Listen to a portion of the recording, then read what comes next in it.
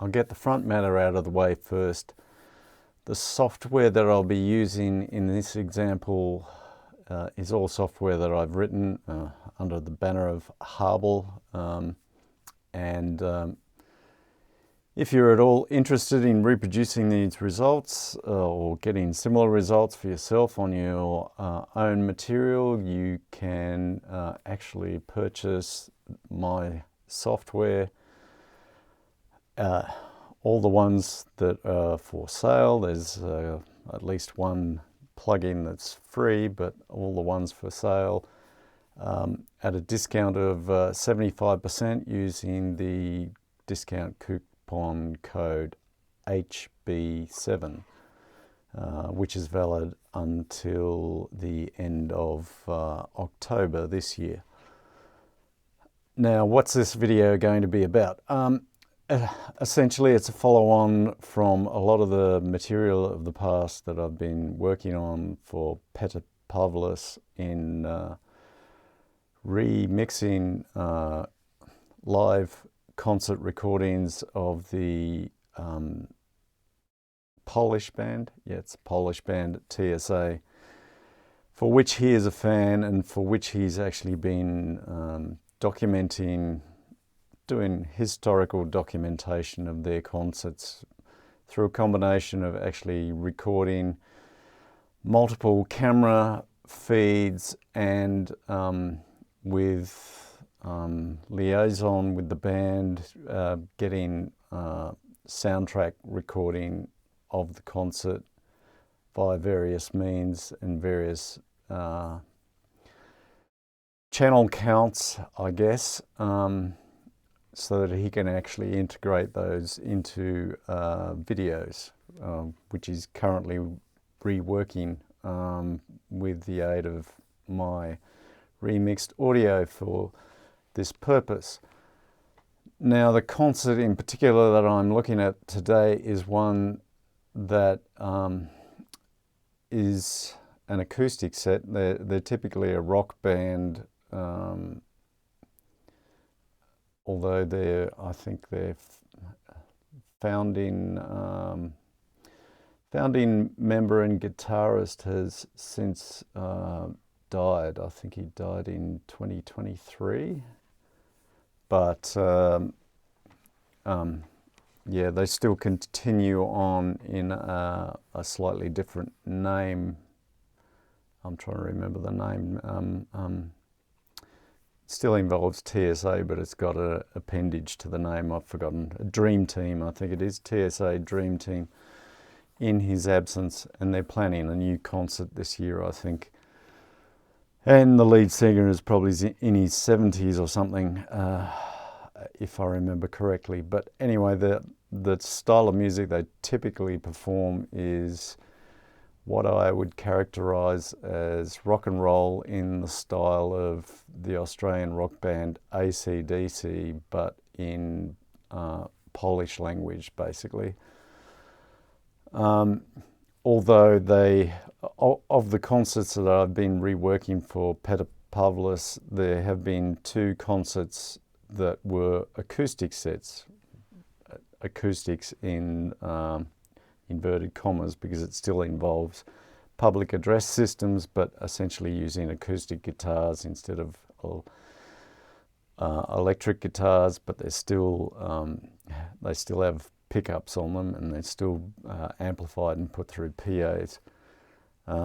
Probably a largely unmiked, apart from probably overheads, drum kit, and mainly only mic'd for the sake of recording the audio, less so than the PA, and probably a relatively small venue size.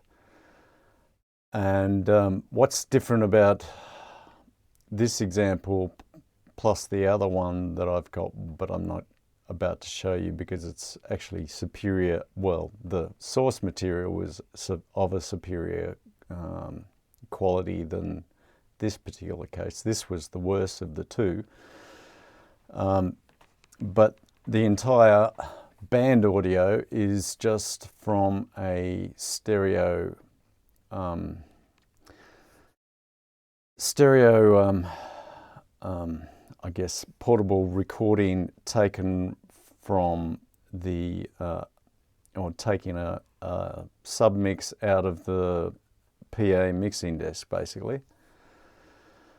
So it's stereo straight out of the front of house mixing desk.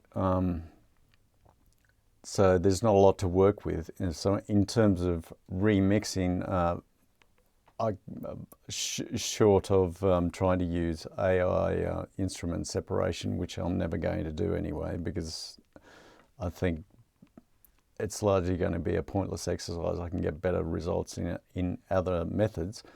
This doesn't really involve remixing as such. It involves a large degree to basically to effectively remix the band, or the band performance in that stereo track, but to do it through equalization within Har-Bal Harmonic Balancer, which is essentially what I've done to fix up that. But in addition to that, what I've done, and what I'll show you in this particular case, is I've, from that stereo source material, created a 7.1 surround mix of that live concert. Although it does involve another stereo pair of tracks, which are derived from a Zoom field recording of the band as it was picked up at the back of the venue, essentially for the purposes of picking up atmosphere of the venue and the, I guess you would call it, the audience contribution, a bit better than what would just be picked up by the microphones within the instruments, excuse me, in the mix coming out of the mixing desk. So I've actually used those two. That's all that goes to making up the 7.1 mix. But in terms of what you hear in the context of the actual musical performance, essentially, I would say at least 90-95% of what you hear in terms of the band presentation in a 7.1 surround context is derived entirely from that stereo output from the mixing desk and not the field recording. The field recording only really, in terms of the mix that I've created, provides a sense of crowd immersion. So it's basically there just to present a sound of the crowd coming from behind you rather than from in front of you, which is largely what you get coming from the stereo mix when reworked into a 7.1 context. So when you listen to the example that I give you, bear that in mind.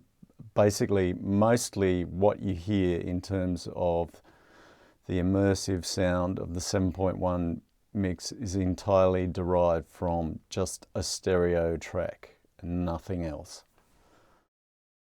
And basically the reason why I'm sharing this whole experience is because from a sonic point of view, just from a listener's perspective, I find the transformation quite remarkable,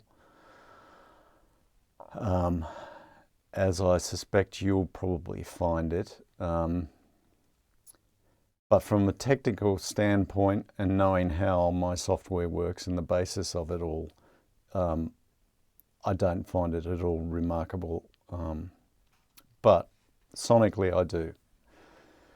And the other thing I would point out before you actually listen to to this, because it's a 7.1 presentation and YouTube will only really caters for stereo as far as YouTube contributors.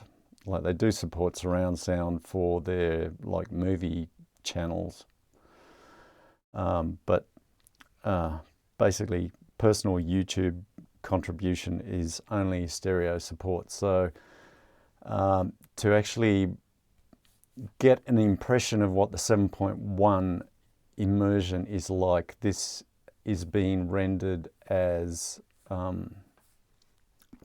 binaural audio through the Dolby Atmos support within Cubase, which is where I'll be showing the comparison.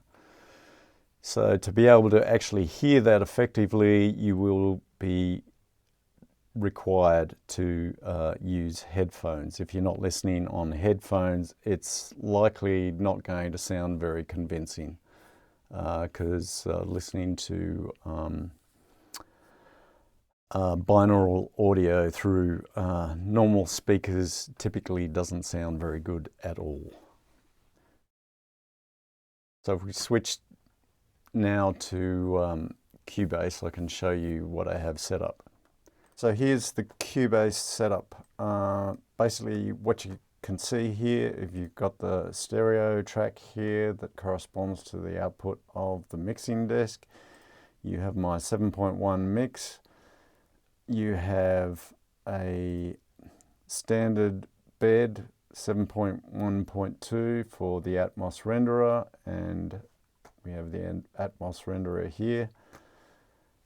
I've got this supervision plugin here just to show that the volume level between the two tracks are comparable when they're performing. If I click the solo on here, you can see it's only going to play back the raw track from the mixing desk. If I toggle that off, then it's muted and it's only going to play the 7.1 mix. The only other feature is that I have got a limiter instance in here. This is basically here just to raise the level of that raw mix coming out of the mixing desk to be of comparable loudness to the 7.1 mix, so that there's not much volume bias occurring in my comparative playback between the two. So if I start that now, well, it's currently soloed on the raw, so you'll hear the raw, and then when it gets to the end of this loop, I'll toggle that off and you can hear the 7.1 equivalent. Wciąż rosną we mnie białe skrzydła. Szybuję na nich nawet pod wiatr. Szybuję na nich nawet pod wiatr. Nawet pod wiatr. Szybuję. Wciąż rosną we mnie białe skrzydła. Szybuję na nich nawet pod wiatr. Szybuję na nich nawet pod wiatr. Nawet pod wiatr. Szybuję. So hopefully from that you can hear that the 7.1 rendering sounds much more like a real concert than the raw track. And there's a fundamental reason for that. Essentially that fundamental reason stems from the fact that what's recorded coming out of the mixing desk largely doesn't have much in the way of early reflections, and it doesn't have much in the way of reverberation that is embedded within that recording.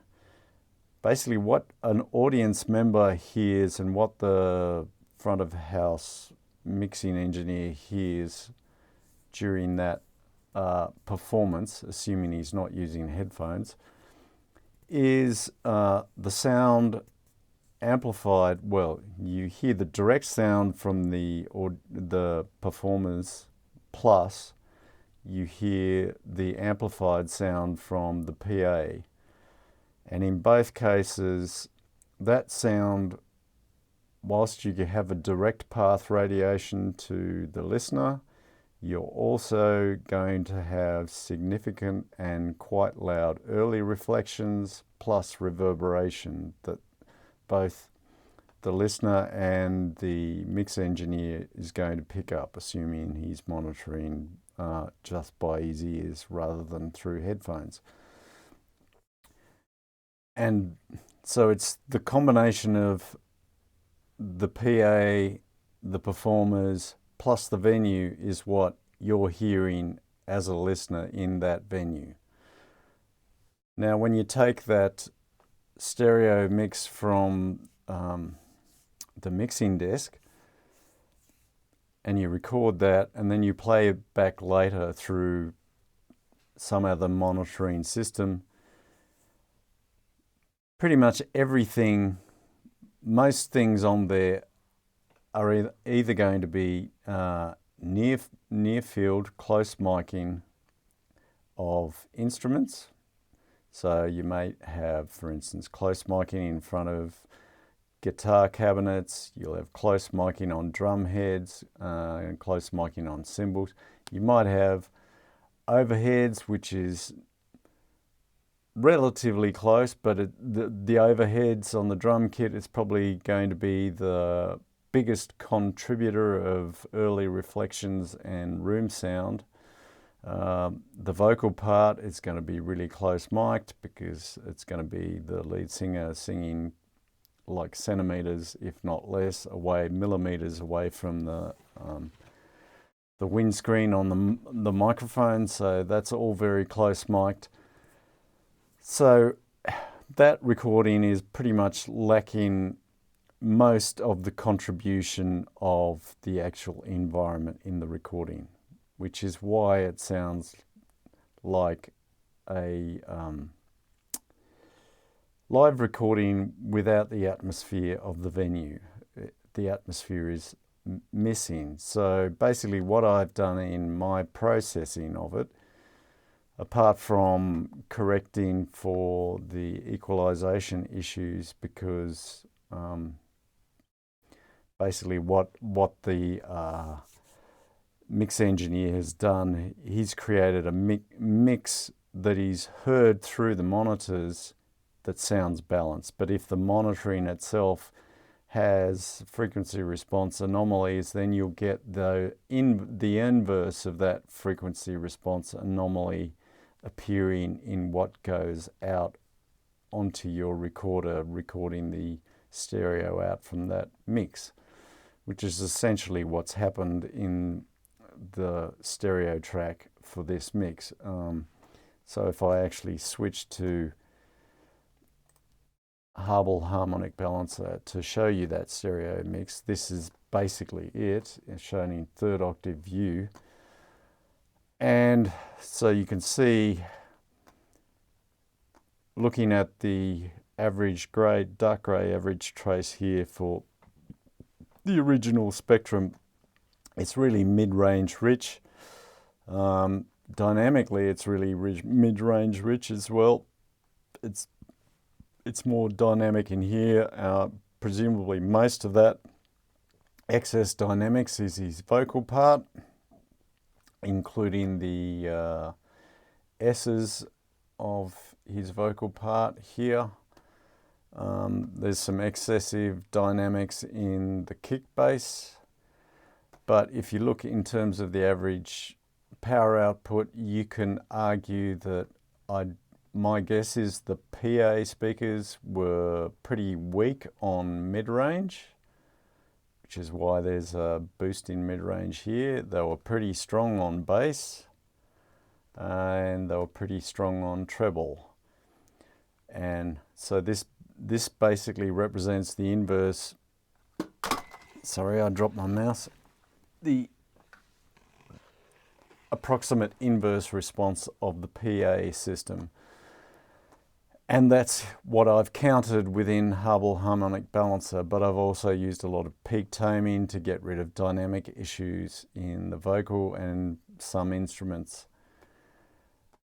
The only other dynamics processing in here is I've added a dynamics marker here, which has a 1 to 1.5 effective compression ratio, but compression within Har-Bal Harmonic Balancer is essentially volume writing. It's relatively slow. It's definitely a slow attack. So it's more like volume or writing than compression. So it pretty much preserves transient material. It just rides the volume to reduce that dynamic range in that approach.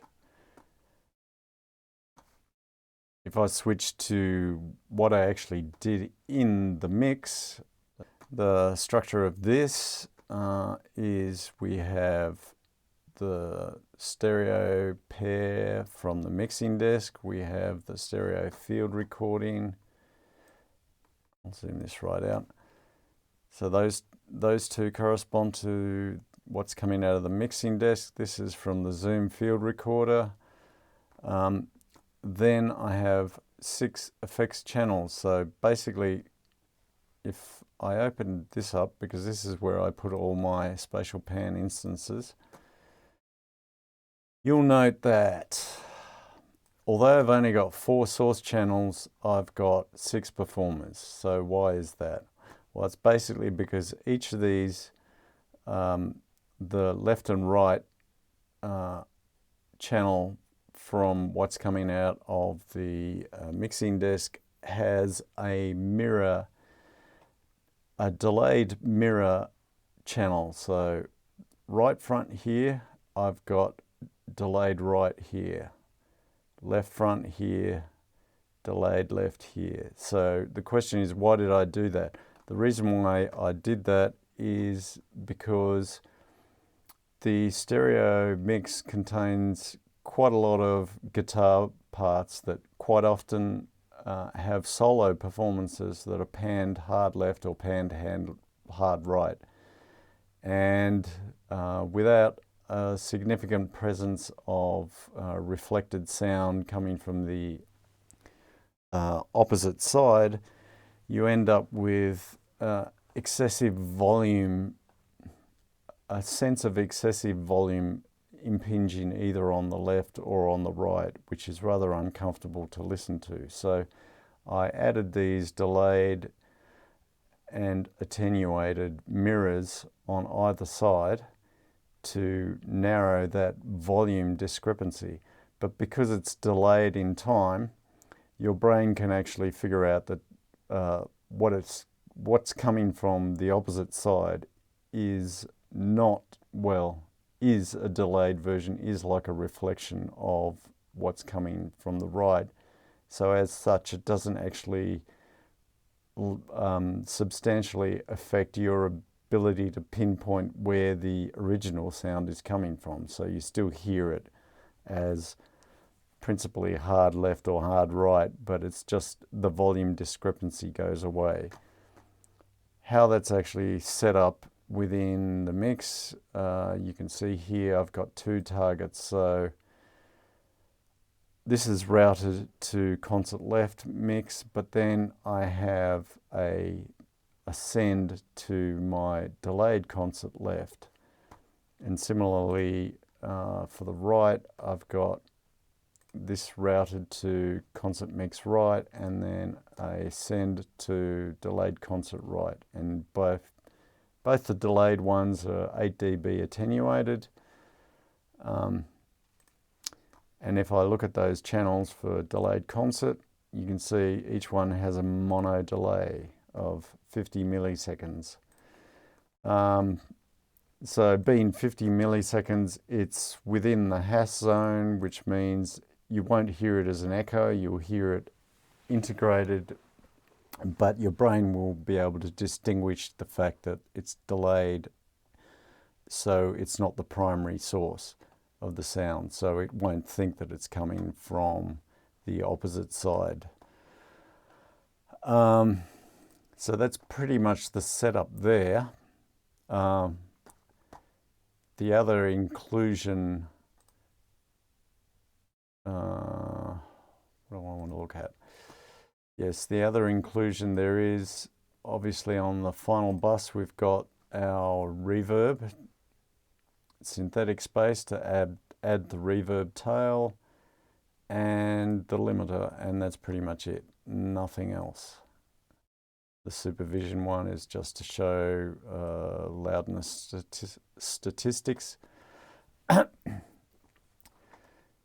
So the main, essentially what I did with that 7.1 mix is the stereo mix from the mixing desk didn't really capture the atmosphere of the venue, so that was absent, so that's why it didn't actually sound very convincing. So what needed to happen was I needed to recreate the sense of the venue.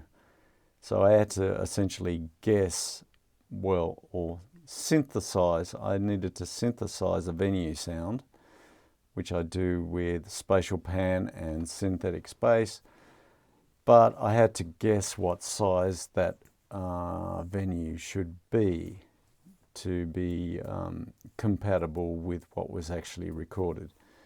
And for that, I could have a reasonable stab at guessing dimensions because I had access to the raw video of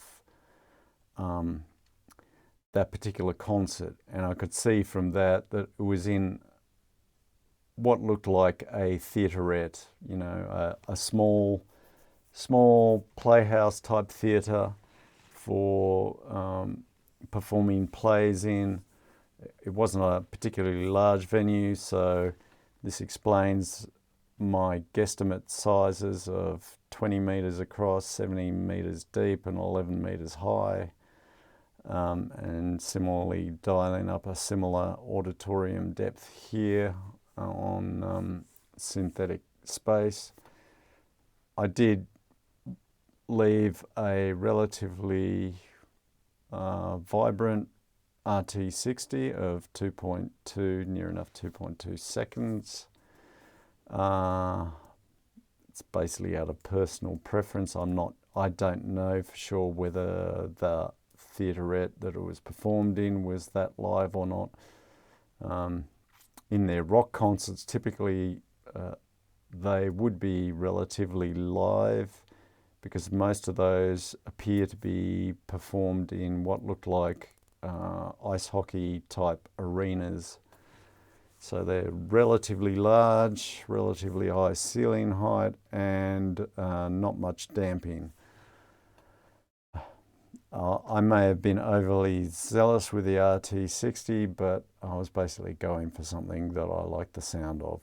So it's largely guesswork on my part.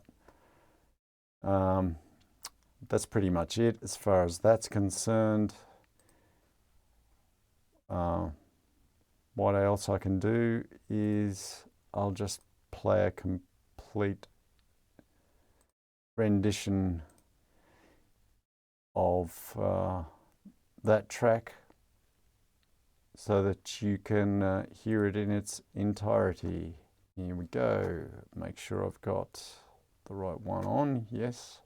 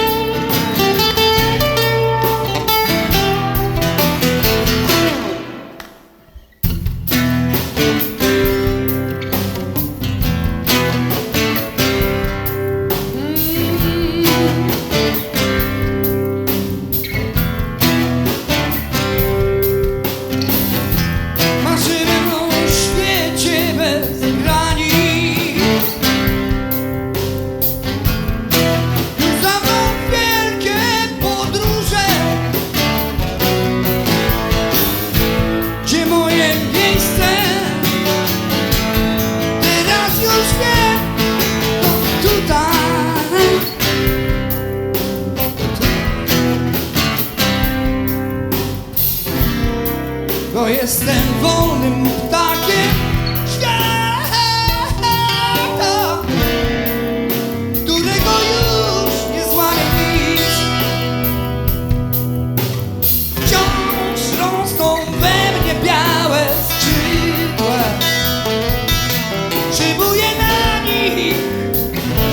na nich nawet pod wiatr. Szybuję na nich nawet pod wiatr.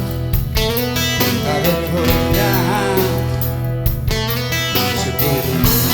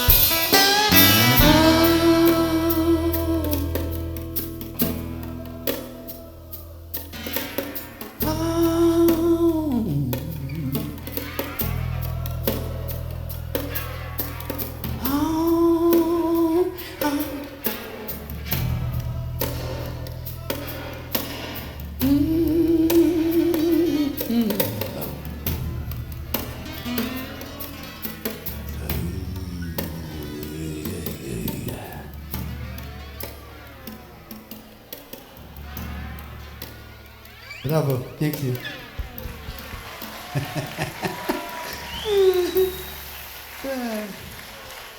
Pięknie, pięknie.